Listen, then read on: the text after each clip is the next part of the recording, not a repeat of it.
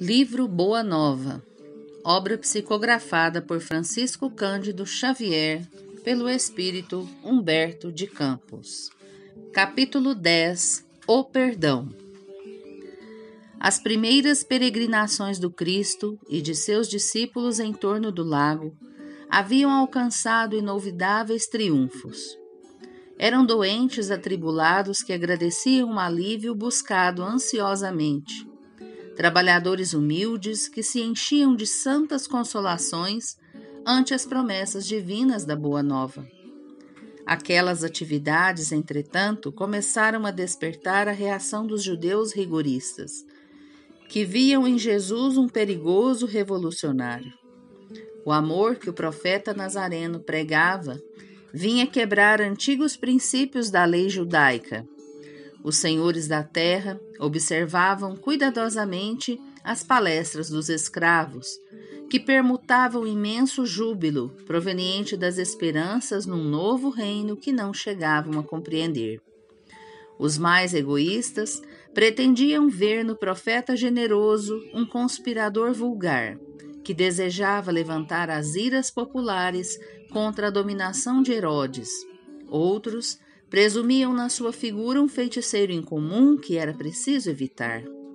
Foi assim que a viagem do mestre a Nazaré redundou numa excursão de grandes dificuldades, provocando de sua parte as observações quase amargas que se encontram no Evangelho, com respeito ao berço daqueles que o deveriam guardar no santuário do coração. Não foram poucos os adversários de suas ideias renovadoras que o precederam na cidade minúscula, buscando neutralizar-lhe a ação por meio de falsas notícias e desmoralizá-lo, argumentando com informações mal alinhavadas de alguns nazarenos.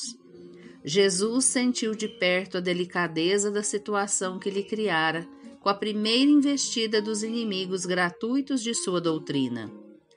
Mas aproveitou todas as oportunidades para as melhores ilações na esfera do ensinamento.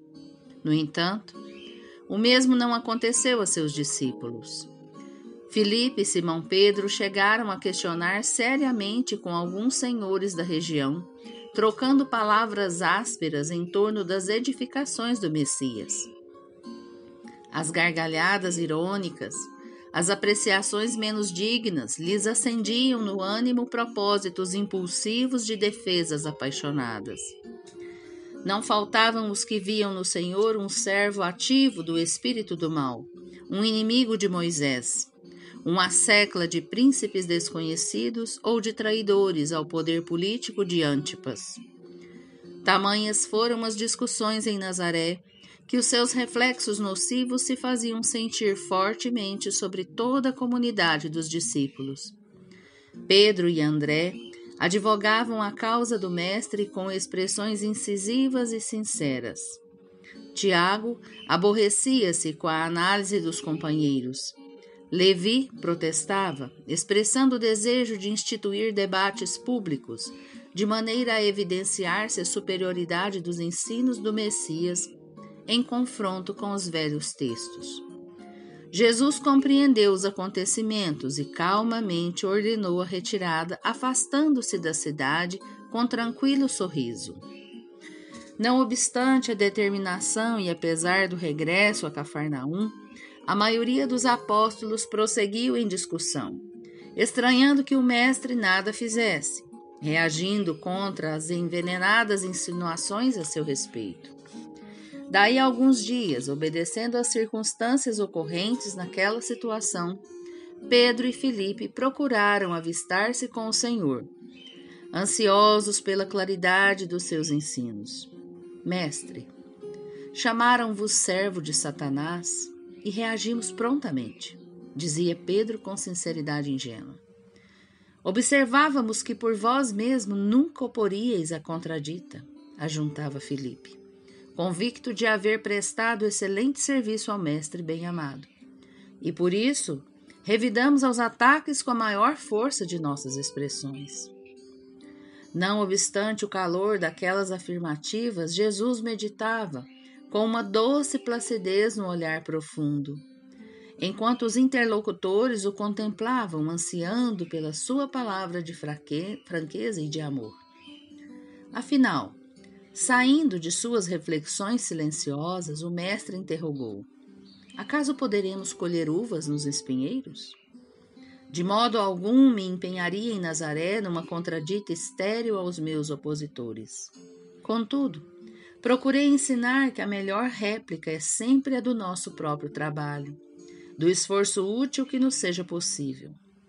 Nesse particular, não deixei de operar na minha esfera de ação, de modo a produzir resultados à nossa excursão à cidade vizinha, tornando-a proveitosa sem desdenhar as palavras construtivas no instante oportuno.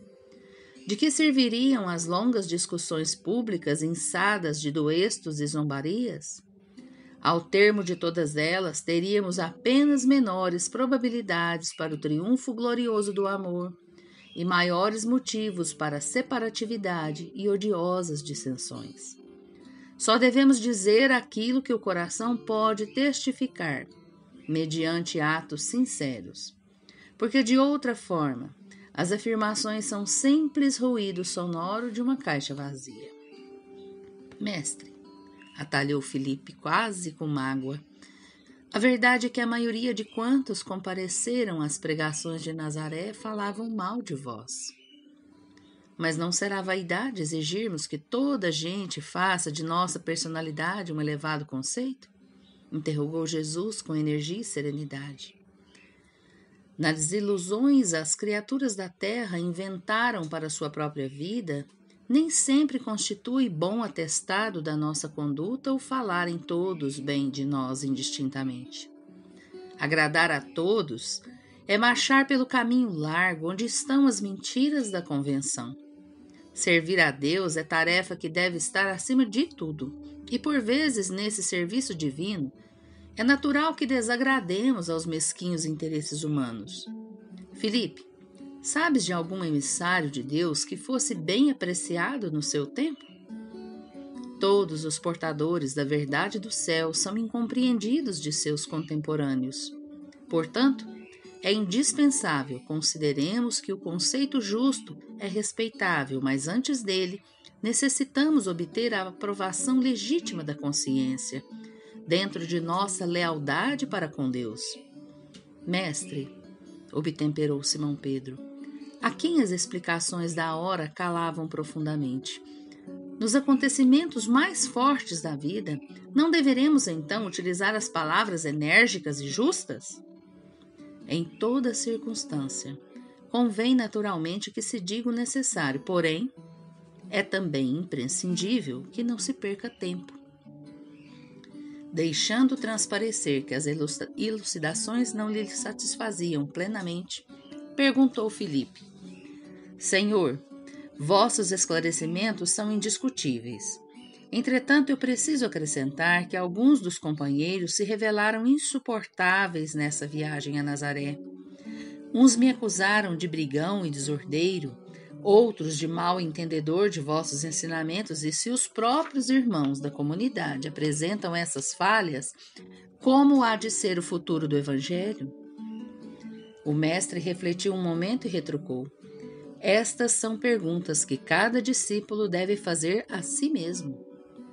Mas com respeito à comunidade, Filipe, pelo que me compete esclarecer, cumpre-me perguntar-te se já edificaste o reino de Deus no íntimo do teu espírito. É verdade que ainda não, respondeu hesitante o apóstolo. De dentro dessa realidade, podes observar que se no nosso colégio fosse constituído de irmãos perfeitos, teria deixado de ser irrepreensível pela adesão de um amigo que ainda não houvesse conquistado a divina edificação. Ambos os discípulos compreenderam e se puseram a meditar enquanto Cristo continuava. O que é indispensável é nunca perdermos de vista o nosso próprio trabalho, sabendo perdoar com verdadeira espontaneidade de coração. Se nos labores da vida um companheiro nos parece insuportável, é possível que também, algumas vezes, sejamos considerados assim. Temos que perdoar aos adversários, trabalhar pelo bem dos nossos inimigos, auxiliar os que zombam da nossa fé. Nesse ponto de suas afirmativas, Pedro atalhou, dizendo: mas para perdoar não deveremos aguardar que o inimigo se arrependa? E que fazer na hipótese do malfeitor assumir a atitude dos lobos sob pele de ovelha? Pedro, o perdão não exclui a necessidade da vigilância, como o amor não prescinde da verdade. A paz é um patrimônio que cada coração está obrigado a defender para bem trabalhar no serviço divino que lhe foi confiado. Se o nosso irmão se arrepende e procura o nosso auxílio fraterno, amparemo-lo com as energias que possamos despender, mas em nenhuma circunstância cogites de saber se o teu irmão está arrependido.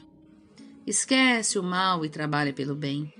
Quando ensinei que cada homem deve conciliar-se depressa com o adversário, busquei salientar que ninguém pode ir a Deus com um sentimento de odiosidade no coração.